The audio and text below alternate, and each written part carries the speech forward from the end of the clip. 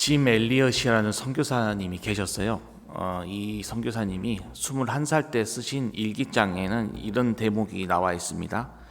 영원한 것을 얻기 위해 영원하지 않는 것을 버리는 자는 절대 어리석은 자가 아니다. 그런 마음으로 28살 때 아마존 정글로 가셨어요. 아우카족에게 복음을 전하다 그 원주민들에 의해서 하나님의 부르심을 받았습니다. 그리고 2차 대전 시기 때에 수용소에 갇혀셔가지고 같이 수용소에 있는 모든 동료들이 그렇게 수용실에서 죽음을 당하고 가스실로 끌려가고, 그리고 그것뿐이겠습니까? 모든 불편과 그야말로 말로 표현할 수 없는 어려움 가운데에 결국은 진짜 하나님의 은혜로 목숨을 지키고, 나중에는 주는 나의 피난처라는 자서전에서 이분이 이렇게 고백을 했습니다. 기차가 터널을 지날 때 어두워졌다고 뛰어내리지 않습니다. 그저 가만히 앉아 기관사를 신뢰할 뿐입니다. 이 두 고백은요, 극심한 환난이 왜 그저 고난으로 끝나지 않고 그 가운데서도 왜 우리는 신뢰해야만 하는지를 가르쳐주는 참으로 중요한 믿음의 고백입니다. 본문 속에 바울도요, 그 어려움 가운데에 참 이렇게 고백하죠. 내가 낙심하지 아니하노니.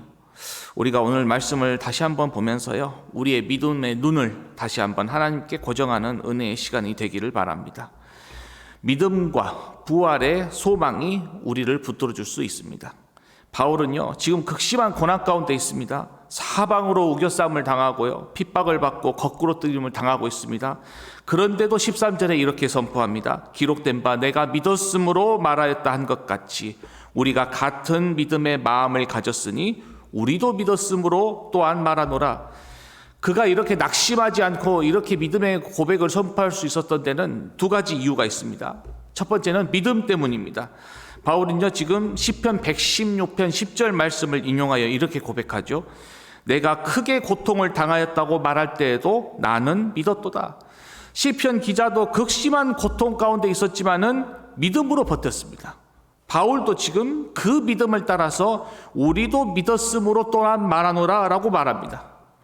고난과 환난의 때에 상황 앞에서 우리가 무너지지 않고 붙들을 수 있는 것은 세상에 어느 것도 있지 않습니다. 세상에 어느 누구도 있지 않고 오직 믿음뿐입니다. 바울과 고린도 교회의 상황, 성도님들의 상황도 다 달랐어요. 그런데도 그들이 가진 믿음은요, 같은 믿음의 마음이었으니 바로 이 마음은 성령님을 의미하는 것입니다. 같은 한 성령으로부터 나온 믿음이었어요.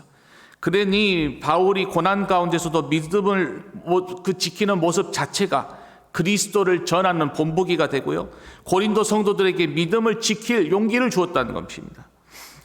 예수님이 주님이시라는 것을 마음으로 믿어서 입으로 시인한 사람은요, 다른 사람에게도 그 진리를 전할 수 있어야 됩니다. 그리스도께서 우리에게 보이신 믿음의 본이 우리가 어려움에 처해 있을 때 힘이 되는 것처럼요, 나의 삶의 모습에서 드러나는 나의 믿음의 모습이 누군가에게도 힘이 되어줄 수 있어야 됩니다. 그러니 우리는 그리스도의 통로가 되어야 되는 것이 바로 이 이유입니다. 우리가 하나님을 믿고 예수님의 뜻을 따르고 예수님 안에서 사는 사람인데 늘 침울하고 힘이 없고 그저 매사에 불평불만이고 원망으로 산다면은 우리의 모습에서 얼마나 많은 사람들이 하나님을 발견할 수 있겠습니까? 발견을 못하겠죠. 아마 너는 하나님을 믿는 사람인데 어떻게 그렇게 사냐. 근데 반대로 내가 하나님의 뜻을 따르고 예수님 안에서 살아가고 어떠한 어려운 상황이 있어도 항상 기뻐하고 감사하는 모습을 그 믿지 않는 사람들이 보게 된다면은 저 사람은 어떻게 저런 상황에 있어서도 저렇게 살 수 있을까? 저 사람이 믿는 하나님은 도대체 누굴까? 라는 궁금증이 생기고 결국에는 그 사람이 하나님을 만나게 하는 통로가 되지 않겠습니까? 그래서요, 우리는 이 믿음을 하나님께 늘 달라고 우리는 붙들어야 됩니다. 두 번째는요, 부활의 소망이 있었습니다. 14절에요. 주 예수를 다시 살리신 이가 예수와 함께 우리도 다시 살리사 너희와 함께 그 앞에 서게 하실 줄을 믿노니. 바울의 소망은요, 그리스도를 살리신 하나님께서 그에게 속한 지체들도 반드시 살리실 것이라는 확신이 있었습니다. 바울이 온갖 죽음과 위협과 고난 당하면서도 버틸 수 있었던 것은요, 예수님께서 십자가의 고난을 당하셨으나 부활하신 것처럼 우리도 지금 고난을 당하지만은 하나님께서 그리스도를 다시 살리신 것처럼 우리도 반드시 죽음에서 다시 살리실 것이라는 것을 확신했기 때문입니다. 그러니 여러분, 우리는 지금요, 이 땅의 삶을 살면서 각자의 형편이나 처지가 다를지라도요, 같은 성령님에서 나온 같은 마음의 믿음을 가지고 있다면요, 부활의 때에 다 우리가 똑같이 영화롭게 돼서 똑같이 하나님 앞에 서고요, 다 그곳에서 함께 만날 것입니다. 그러니까 진짜 이 얼마나 상상하기 어려운 놀라운 소망인지요. 그러니 지금 이 땅을 살면서요, 나에게 처한 상황을 두고 남과 비교할 것이 없습니다. 나에게 없는 걸 가지고 남이 가지고 있는 걸 보면서 비교할 것이 없습니다. 오히려 우리에게 주신 것에 감사할 수 있고요, 오히려 이 세상 것은 별로 의미가 없고 하나님께서 우리에게 약속하신 그 천국의 놀라운 소망을 보면서 살아갈 수가 있는 것입니다. 부활의 이 소망을 가지고 사는 사람은요, 그래서 낙심하거나 두려워하지 않습니다. 지금의 고난이 끝이 아니라는 것을 알고 장차 우리에게 나타날 그 영광이 지금 우리가 누리는 고난과는 비교할 수 없다는 것을 압니다. 그러니 닥쳐온 고난 앞에 절대 근심하거나 원망하지 않습니다. 같은 성령님에서 나온 믿음, 그리고 하나님께서 약속하신 이 부활의 소망, 이 두 가지가 온갖 고통과 어려운 상황으로부터 바울을 버티게 했습니다. 지금 우리도 이 믿음과 이 소망을 가지고 살아가고 있지 않습니까? 그러니 우리도 어떠한 상황 속에서도 이 믿음과 부활의 소망을 붙들고 흔들리지 않아야 됩니다. 그래서 고난이 우리에게 유익이 됩니다. 15절입니다. 이는 모든 것이 너희를 위함이니 많은 사람의 감사로 말미암아 은혜가 더하여 넘쳐서 하나님께 영광을 돌리게 하려 함이라. 바울이 낙심하지 않았던 또 다른 이유는요, 자신이 겪는 고난이 오히려 유익하다는 것을 알았기 때문입니다. 그리고 말합니다. 모든 것이 너희를 위함이니, 그리스도께서 고난을 받는 것이 우리 모두를 위한 것이었던 것처럼 바울의 믿음도, 자신이 겪는 고난도, 그리고 복음을 전도하는 것도 모두 다른 사람을 위한 것이었습니다. 그는 하나님의 은혜가 복음을 통해서 더 많은 사람들에게 퍼져나가 그들이 구원을 받고 감사함으로 하나님께 영광 돌리기를 원했습니다.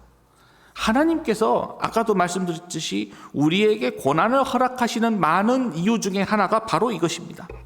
우리가 고난 가운데서도 믿음으로 살아가는 그 모습을 본 누군가는 그것을 통해서 하나님을 보게 됩니다.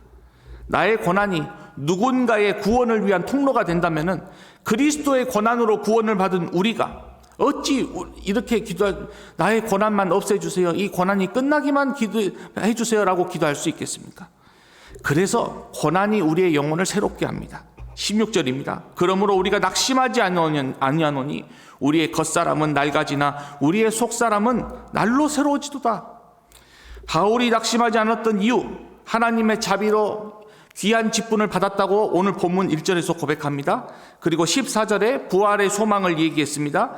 그리고 하나님의 은혜가 퍼져나갈 때에 감사로 영광을 돌릴 수 있다고 15절에 얘기를 했고요. 오늘 지금 이제 속사람이 날마다 새로워진다라고 지금 고백합니다. 잘 아시다시피 겉사람은요, 육체적이고 유한한 우리의 몸, 그리고 우리의 옛사람을 말합니다. 그리고 속사람은 새로운 피조물, 그리스도의 은혜로 우리가 믿음으로 거듭나서 완전히 성령님께서 역사하시는 새 사람을 의미합니다. 겉사람은요, 낡아질 수밖에 없습니다. 시간이 흐를수록 우리의 몸이 약해지고요, 늙어져 갑니다. 이것은 정해진 하나님의 질서이니 그것을 어느 누구도 피할 수가 없는 것입니다. 그러나 중요한 것은요, 이 겉사람이 낡아질지라도 속사람은 날마다 새로워진다는 것입니다. 고린도후서 3장 18절을 말씀합니다.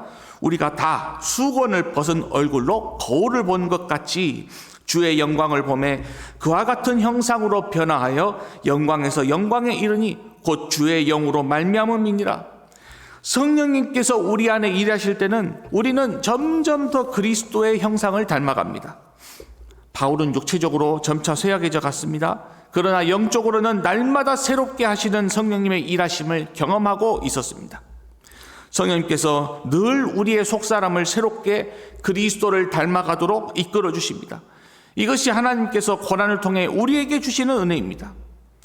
세상 사람들 속에서는요, 헛된 것이 자랄 수밖에 없습니다.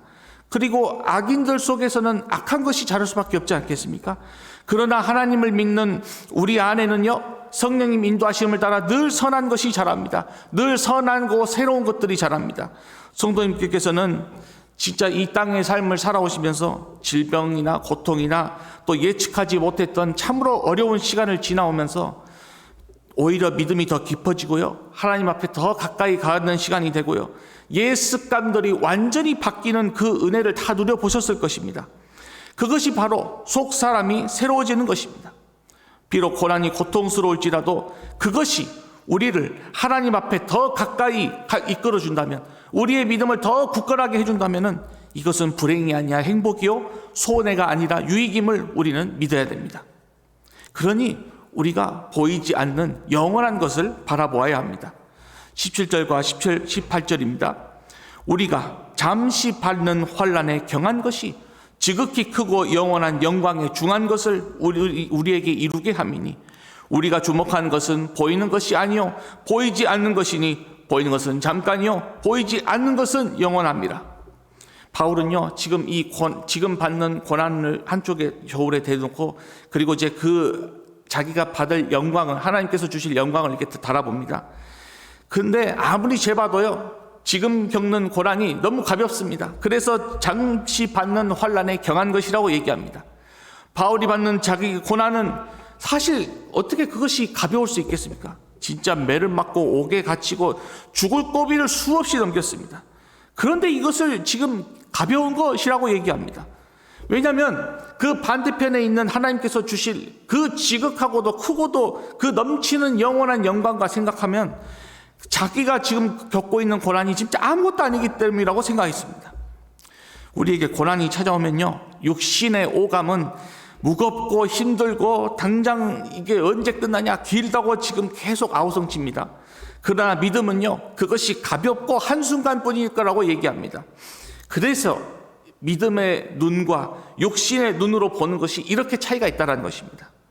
그런데요, 여기서 고난의 의미에 대해서 우리가 짚고 넘어가야 될 것이 있는 게, 무조건 다 고난을 다 견뎠다고 해서 그것이 영광을 받을 자격이 생기는 것은 아닙니다. 하나님의 뜻대로 살지 않고 스스로의 욕심대로 선택했다가 자초하는 그런 자초해서 겪는 고난은 더더욱더 해당이 안 됩니다. 오직 하나님의 무한하신 선하심과 긍휼하심, 그분의 신실하심 안에서 당하는 믿음의 환난이 영광의 통로가 될 수 있습니다. 그리고 그 영광은요, 우리의 공로로 얻어지는 것이 아닙니다. 전적으로 하나님께서 택하시고 하나님께서 주시는 전적인 은혜로만 가능한 것입니다. 그렇다면 우리는 어떻게 이 고난 가운데서 영원한 생명을 바라볼 수 있을까요? 먼저 우리는 항상 눈에 보이지 않는 하나님을 바라보며 나아가야 됩니다. 히브리서 11장 27절을 보면요, 모세가 그렇게 함으로써 힘을 얻었습니다. 믿음으로 애굽을 떠나 왕의 노함을 무서워하지 아니하고 곧 보이지 아니하는 자를 보는 것 같이 참았으며, 그는 눈에 보이지 않는 하나님을 보는 것처럼 하면서 버텼습니다. 우리도 그렇게 해야 됩니다. 그리고 성령님께서 그렇게 하실 수 있도록 도우시니 우리는 할 수 있는 것입니다. 그리고 눈에 보이지 않는 것들을 믿음의 눈으로 바라봐야 됩니다. 보이는 것은 잠깐이요 보이지 않는 것은 영원합니다.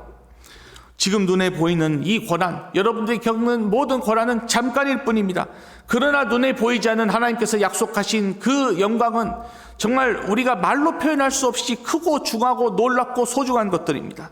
그러니 보이는 것과 보이지 않는 것, 영원한 것과 영원하지 않는 것, 우리는 항상 믿음의 눈으로 바라봐서 그 차이를 깨달을 때 우리는 잠깐 있다 사라지는 것이 아니라 영원히 사라지지 않을 것을 바라볼 수 있습니다. 그래서 믿음은 바라는 것들의 실상이요 보이지 않는 것들의 증거라는 이 진리를 우리는 매일매일 기억하며 살아가야 됩니다. 오늘의 말씀을 생각하면서 우리가 다시 한번 눈앞의 상황이 아니라 보이지 않는 영원한 영광을 바라보기를 원합니다. 지금의 고난은 잠깐일지라도 장차 받을 영광은 영원합니다.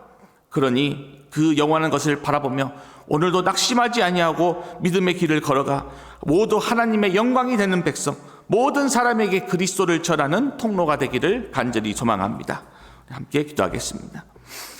하나님 아버지, 고난 가운데서도 믿음과 부활의 소망으로 버텼던 바울처럼 우리도 같은 믿음으로 같은 성령님의 인도하심으로 살아가게 하심을 감사합니다.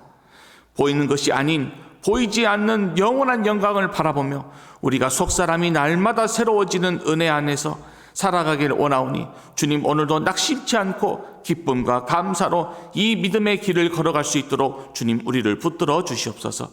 감사드리며 우리 주 예수 그리스도의 이름으로 기도드립니다. 아멘.